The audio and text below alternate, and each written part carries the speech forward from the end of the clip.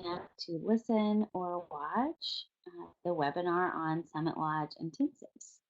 My name is Claire Fearman Madison, and I'm the clinical director at Evoke Summit Lodge in Park City, Utah. And I am hoping to just share a little bit about myself and what we do and why we do it.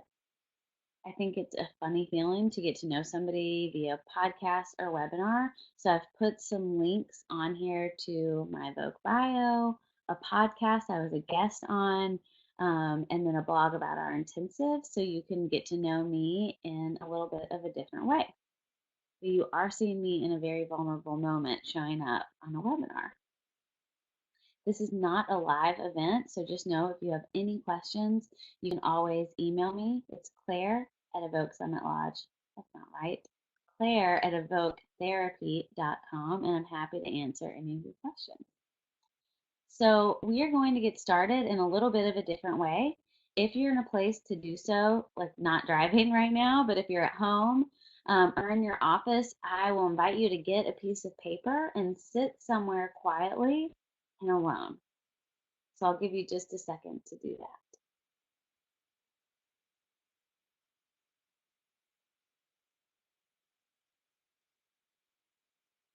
At the top of the slide, and if you can't see it, I'll read it to you. I added the quote, close both eyes to see with the other. And this can be interpreted however you need to interpret it. But in one line, this is what we do at the Summit Lodge, and this is what I hope to give you a little taste of. We allow our chatty minds to slow down and go inward to really hear our truth and to share our truth with somebody else.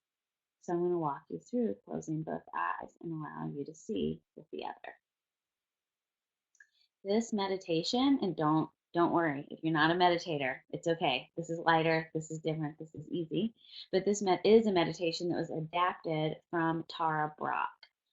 Tara Brach is a psychotherapist that is just the queen of all things meditation and guided imagery. So go ahead and become comfortable where you're seated, getting all of your wiggles out.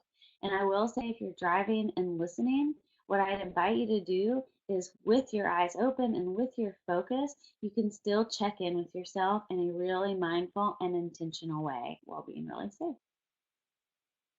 So if you're in a good place and you wiggled until you've settled, go ahead and close your eyes. Take about 15 to 30 seconds to scan your body from your head all the way down to your toes, recognizing any emotion that you might be carrying with you. And this part's just recognition. You're not doing anything else. It's, oh, hello, I have some grief in my chest, or butterflies, which means anxiety in my stomach. I'm only asking you to recognize.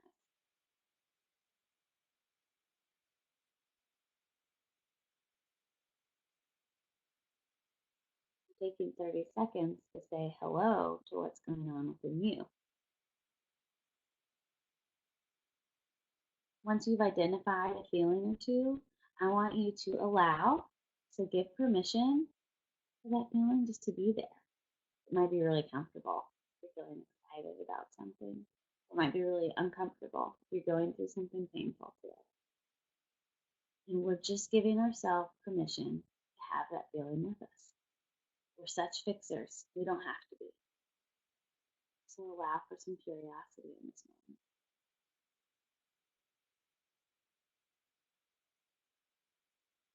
Our next piece is when we get to investigate. Where is this feeling in our body? Is it heavy? Is it light? Is it intense? Is it hard to notice a feeling? This is when you get to become the detective of you. Just notice without changing. So we recognize, we've allowed, we've investigated. So we should have a pretty good handle of what it is that we're feeling. It doesn't have to be big, great, or full of all this like amazing wisdom. It's just a feeling and where it is. And the last piece is the magic piece. The last piece is where you get to place both hands on your heart if you're able to do so. ask yourself something that we very rarely ask. And it's, what is it that I need? This is the piece where we get to nurture the feeling. Nurture does not mean fix. Nurture just means we get to. So when I say nurture, I usually mean something like, do I need a hug from my partner? Do I need a really good meal? Do I need a glass of water? Do I need a laugh? Do I want to get popcorn and a Coke at a movie and just sit there? You don't have to think so hard about this piece. This is the piece where we're teaching ourselves compassion. I feel this, and I get to nurture it with that. I'm not trying to change it. I'm loving myself enough to meet myself where I'm at.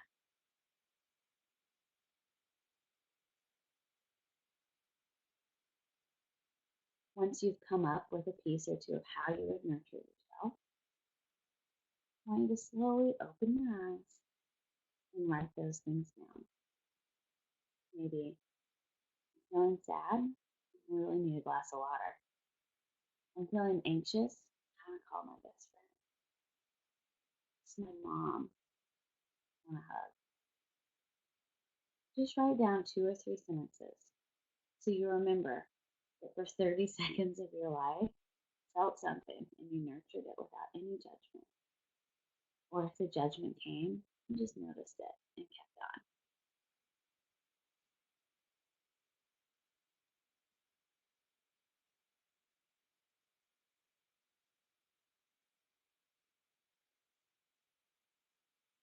I would invite you to dig a little bit deeper on your own later, maybe doing a full journal entry on this.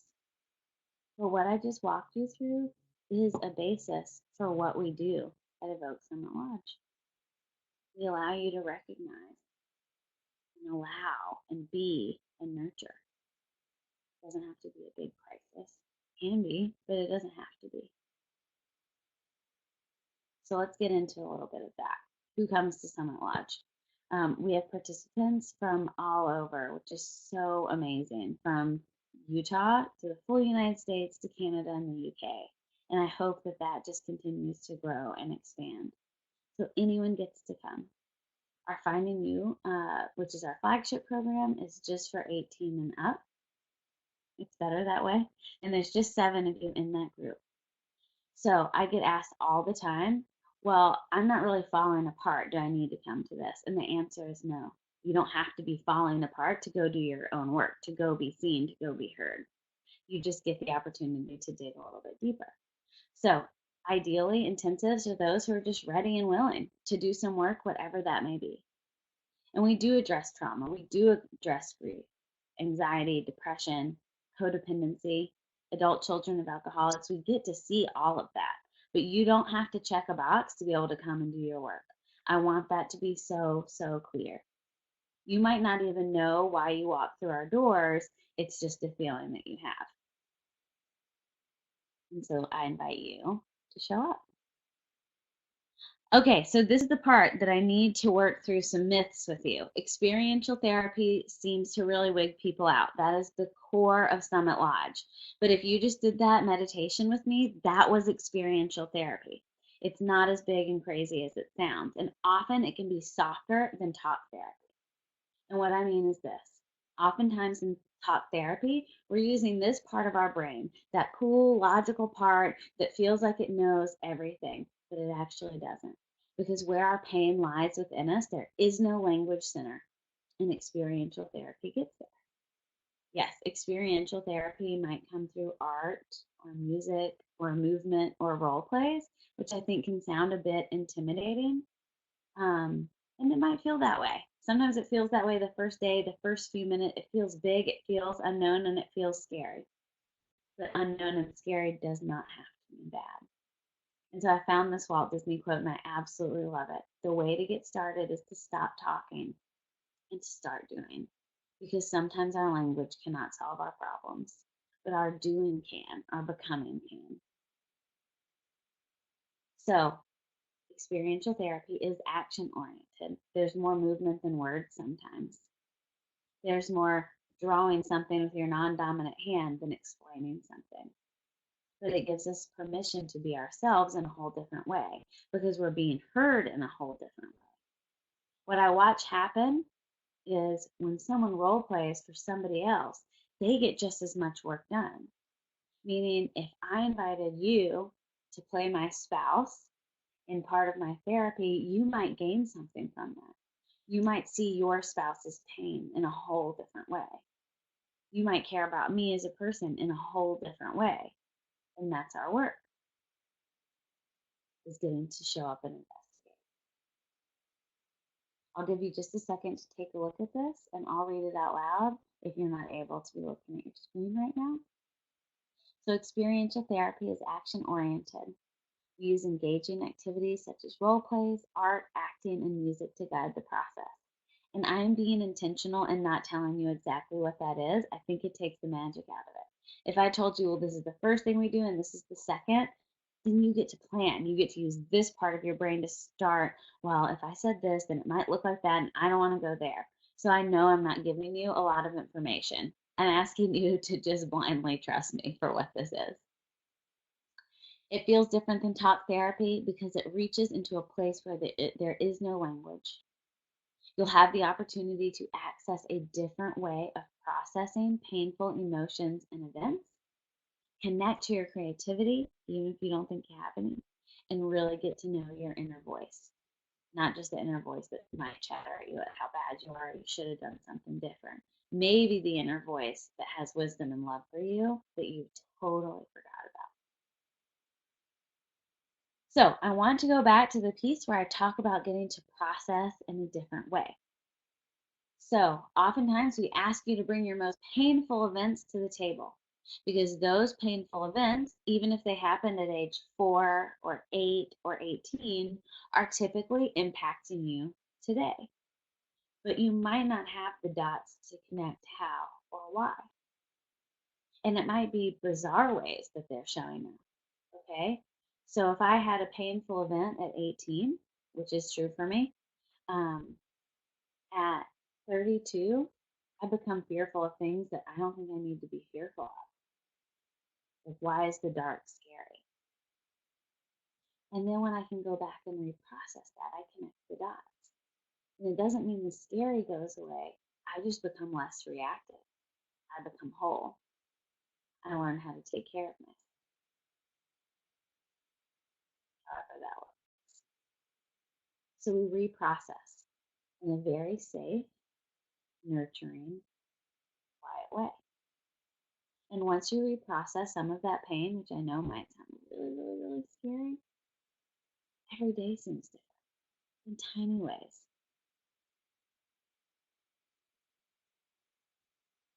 I wanted to add this to close up the experiential piece. Tell me and I forget, teach me and I remember, involve me and I learn. There's my doorbell. I'm so sorry. Um, the piece that I want you to know in this is I think talk therapy works. And I see my talk therapist all the time. She's impactful and wonderful for me. But those moments that I remember in therapy,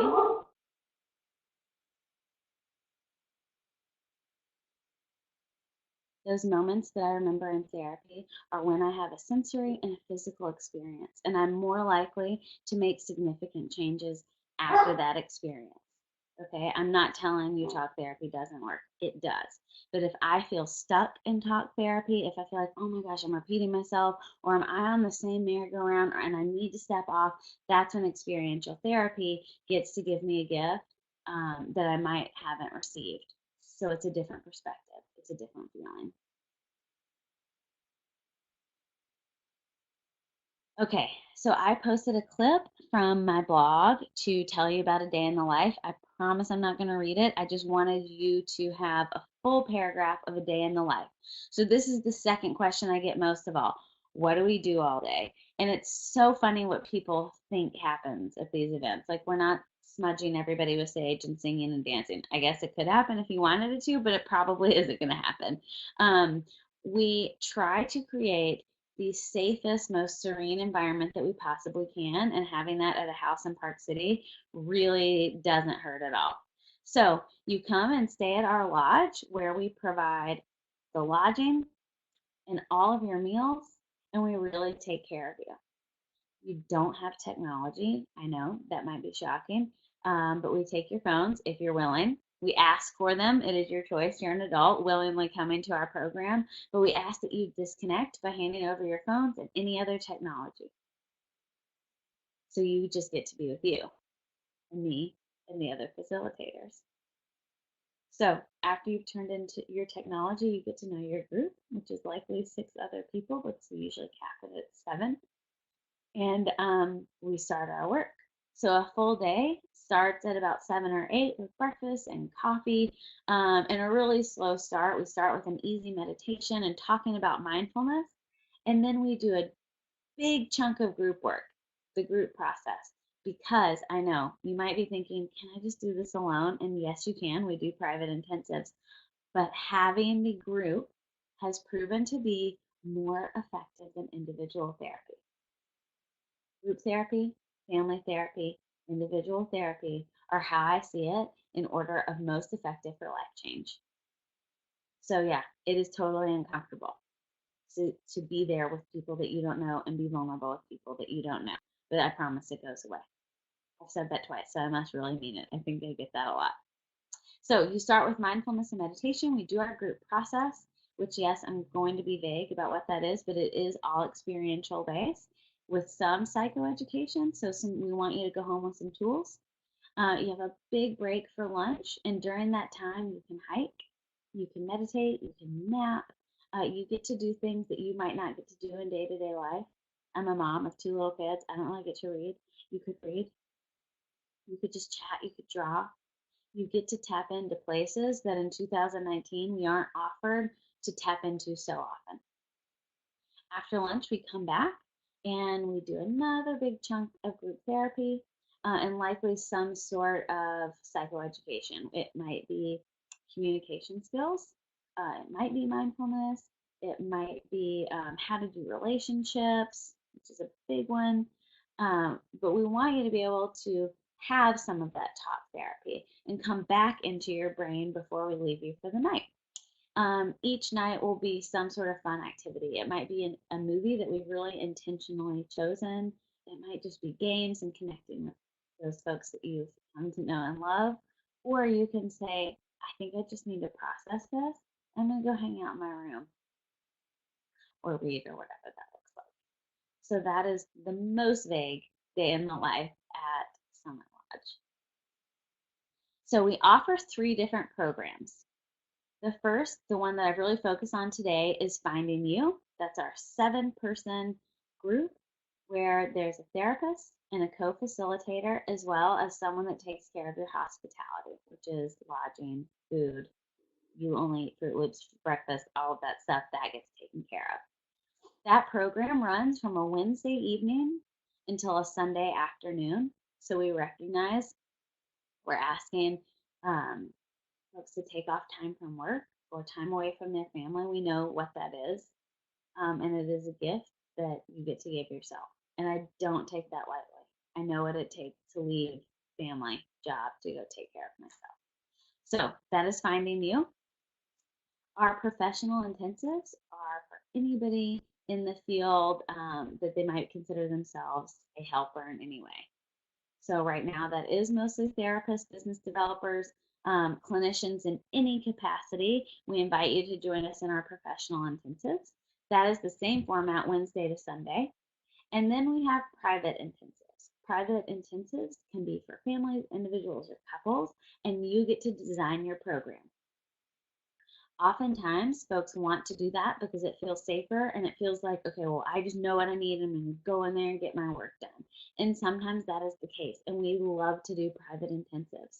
But what I will tell you is it is a gift to come to a Finding You before you go into your family work. Allow other people that are not related to you, that don't live in your house, to hold space for you. It is magic. It is truly feeling loved for just being you. So if you have questions about those specific programs, please email me. Okay, I'm going to go backwards. So that was our overview of what we do at Evoke Summit Lodge, and that is in Park City, Utah. And again, I'm Claire. I'm the clinical director there. Please contact me with any questions or thoughts that you have. Feel free to read the blog that I posted at the beginning, where you can even see some folks that have commented about their experience there. I would love to connect with you. You can follow us on Instagram at Evoke Summit Lodge, and you get to see a little bit more of the ins and outs of what we do. Here are some other resources: podcast, Twitter, Instagram for all of Evoke therapy programs as a whole.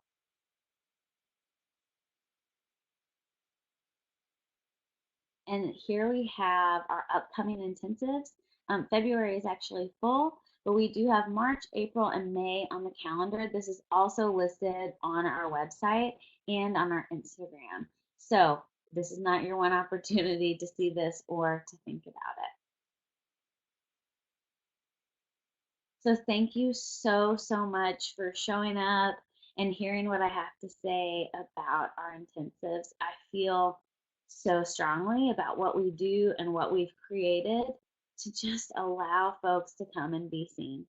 And if that's all we give you in our time with you, that you feel heard and loved by us, then I can live with that. Thank you so much.